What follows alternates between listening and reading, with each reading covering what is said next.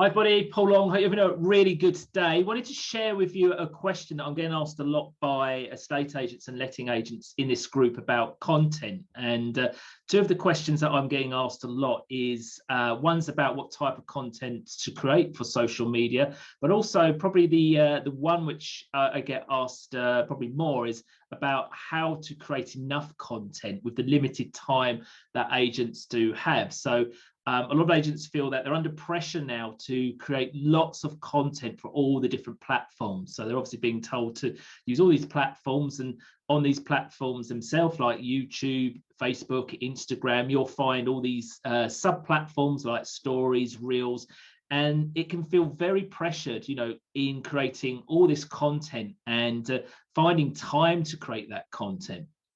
So a couple of bits of advice on this that I normally give agents. First of all, with regards to the topics to use for content, one of the things I always say is think about the questions you're being asked on a regular basis. So if you're being asked a question by a client, perhaps you've done a valuation, you've just come out of the valuation, and one of the questions asked by the vendor was, should I put my property on the market first before looking for a property, and what are the benefits?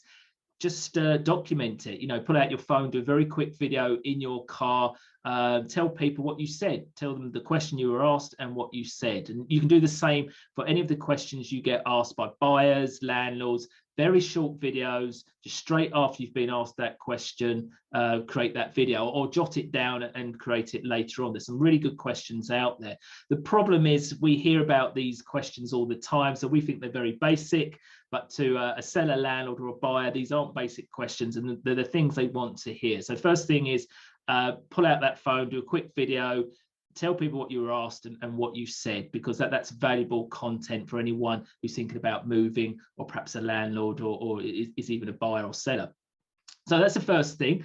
With regards to creating as much content as you can, one of the things that was shared with me a good few years ago is about creating macro content and then putting out multiple pieces of content from that. That's the best bit of advice I was given. And what I mean by that is that by creating perhaps a video, and that might be an interview or conversation with someone, then turning that into multiple pieces of content. So let's give you an example. You could perhaps interview a mortgage broker with a number of questions. It could be a solicitor with a number of questions, or it could even be a removal company with a number of questions. And you could just do a Zoom call where you're asking these questions, and the actual Zoom call itself could be up to sort of 10 minutes long, or it might even be longer than that. But the idea is that once you've got that bit of content, you can then pull out multiple pieces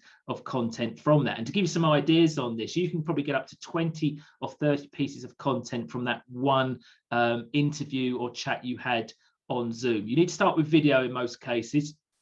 And some of the things you'll be able to pull out from that, you'll be able to strip the audio, so you'll be able to take the audio out. And if you want to start a podcast, you can do that. If you break down the video into smaller chunks, then you've got ideal content for platforms like Facebook, where you could have a couple-minute videos showing where you covered certain questions.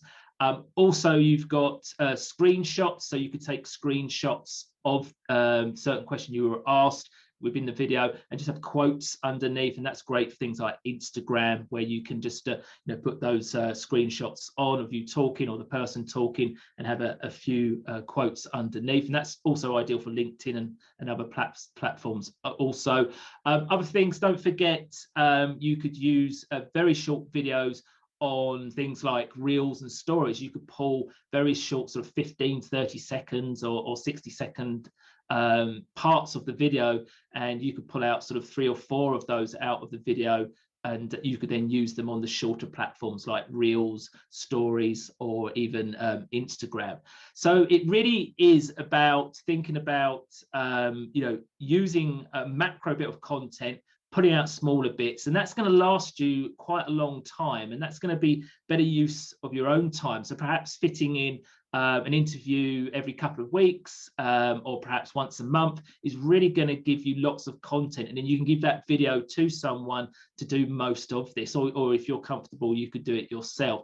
And the other thing you can do, don't forget, from that video, you can also use a company like rev.com, and there's a few others where they can actually pull the audio into a written article. So you've then got yourself a blog article that you can use also. So a little bit of work to start with, but it's going to give you so much more content. You can put that across all the platforms.